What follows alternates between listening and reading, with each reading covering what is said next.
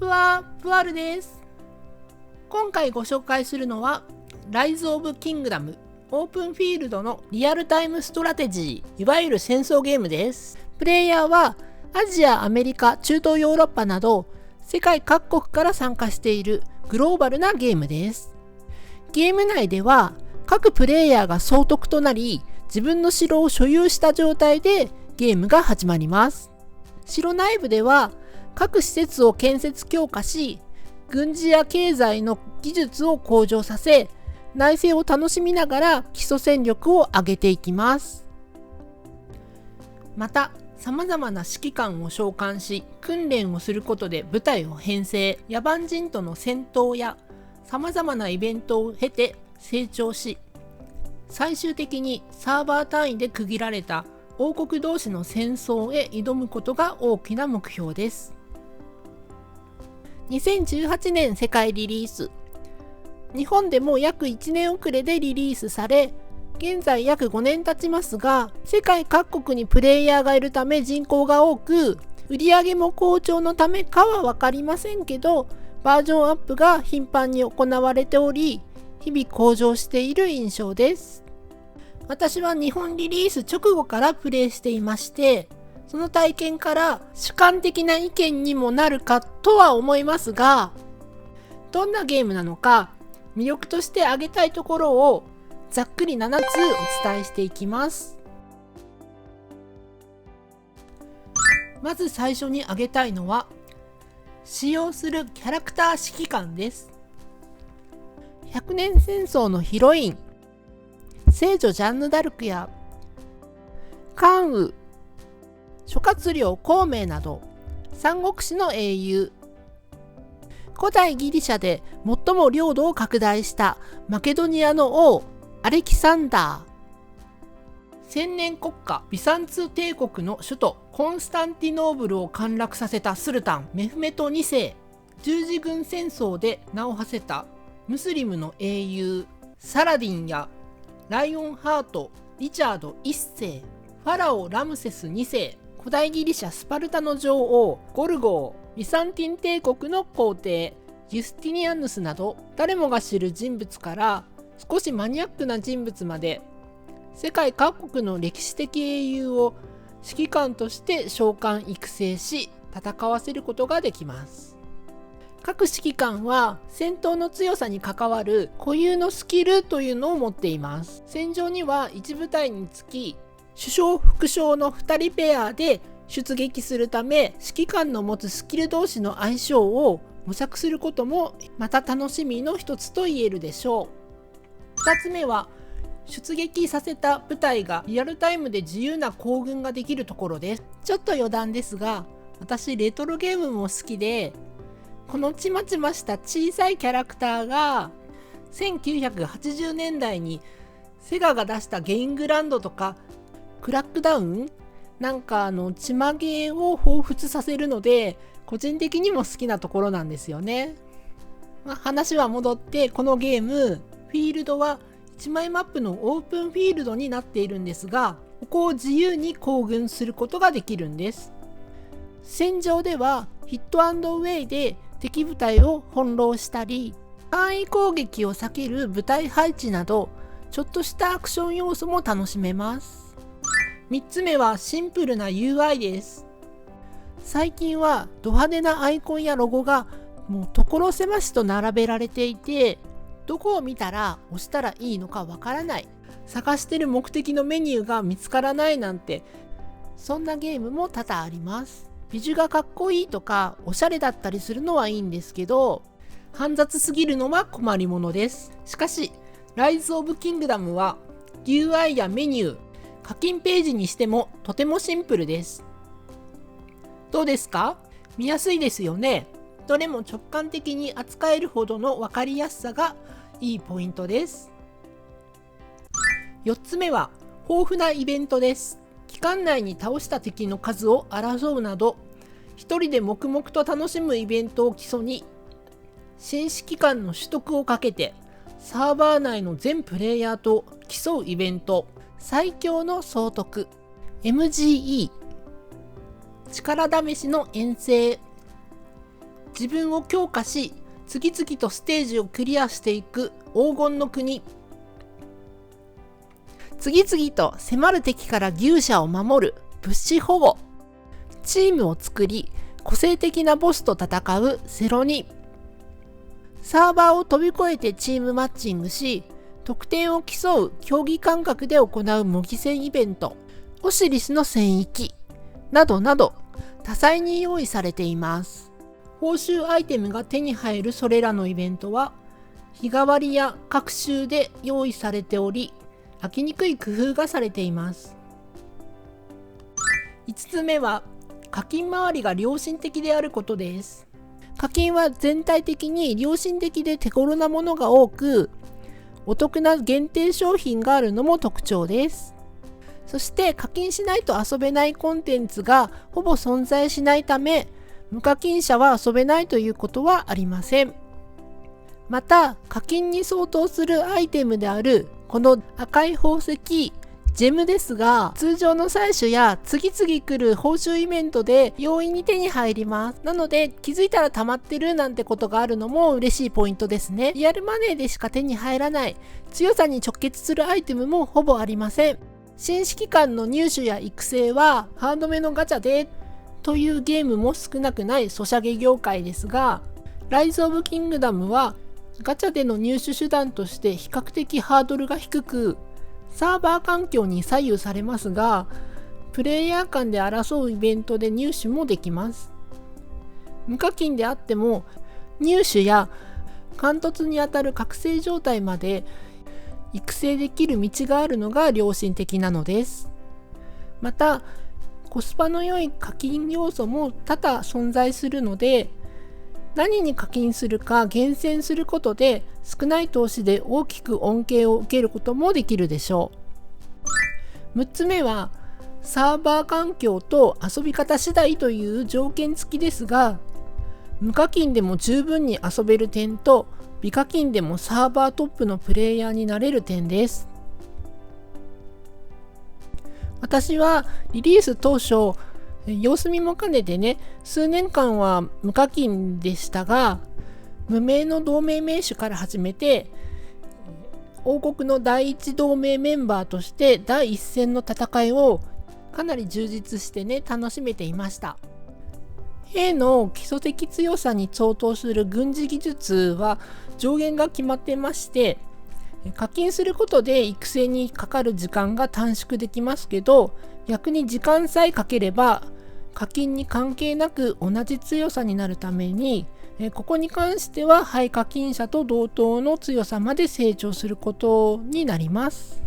課金が多くなれば多数の指揮官を早く成長させられて、複数部隊分の装備軍機も充実させて兵の維持とかね、様々な恩恵が得られると思うんですけど、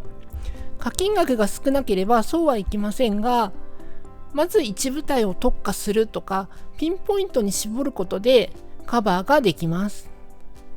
最近は装備覚醒システムの実装で課金の差が成長スピードに大きく左右されますが、長い目で見て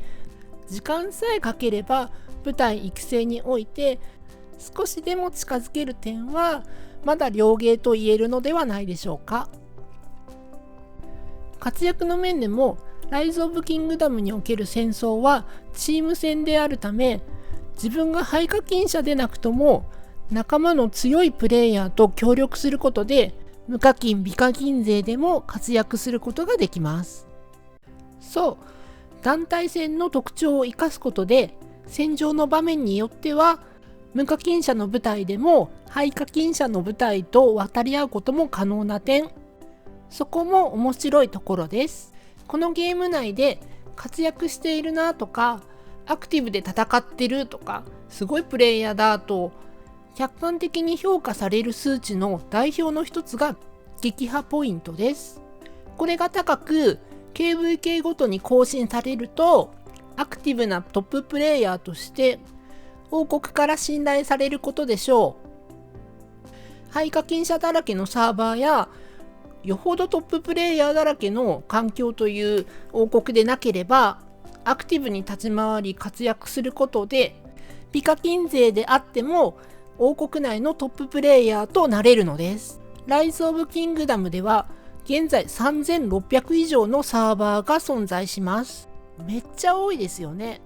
1サーバー1王国という概念ですので、3600以上の王国が存在することになり、王国によって特色があります。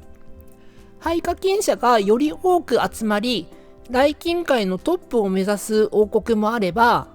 戦争に興味を示さず、各自がひっそりとできる範囲のソロプレイをしている王国もあります。この極端ではなくて、中間くらいのスタンスでいる王国も存在し、多くがそれに当たるかと思います。私は中間あたりの目立たないクラスの王国を軸にトップを目指す王国も経験し、美課金ながら国王や王国運営を務め、紆余曲折ありながらも現在は大半のプレイヤーが戦争に意識が向いている王国で継続的にプレイができていますので、課金額に関係することなく楽しめると実感しています。他にも渡り歩いていた王国のメンバーに恵まれていたという点も長く楽しめていることに大きく影響しているとは思いますが、話がそれるのでここでは割愛します。ここまで課金周りのお話は私が無課金美課金勢寄りなのでその視点でお伝えしましたが、もちろん課金を否定しているわけではありません。した方が育成スピードが違いますし、できることの幅も広がります。より早く戦場で思う存分活躍することができ、より楽しみも増えると思います。王国からはそれはもう頼りにされる存在になることでしょう。あくまで美課金の範囲でも私は長年楽しめているゲームだということです。最後となりました。7つ目は王国同士の戦争がダイナミックで熱い。KVK という複数の王国が敵味方に分かれて陣取り戦争をする長期イベントがライズ・オブ・キングダムにおいて主軸となるコンテンツです。チャットによる王国同士の外交や作戦立て、そして部隊同士フィールド上での直接対決、期間中にもらえる KVK 限定の報酬イベントなど、とにかくお祭りです。グローバルな環境なため、どっちかの夜は昼間なんて懐かしい歌の歌詞みたいなことが普通にありえます。リアルタイムで24時間戦争態勢ですから、野襲を掛け合ったり、時間帯の合う仲間王国と同時に共闘したりと様々なドラマが生まれます。ライズ・オブ・キングダムの要であり、順当な楽しみ方としては、この KVK を行うために日頃のプレイをこなして育成や資源集めに励み準備をしていると言っていいでしょう。そこまでアクティブがいない王国同士でも多人数の戦争はプレイしていて楽しいです。これも王国によって規模が違いますが、トップを目指すような先鋒王国と呼ばれるアクティブの多い王国や、それに準ずる王国同士となるとこの通り、この動いている部隊一つ一つが世界各国のプレイヤーたちが操作して戦っているんですよね。圧巻です。以上7つを通して良いと思うところを紹介してきました。残念ながら悪いところのない神ゲーというわけではないので、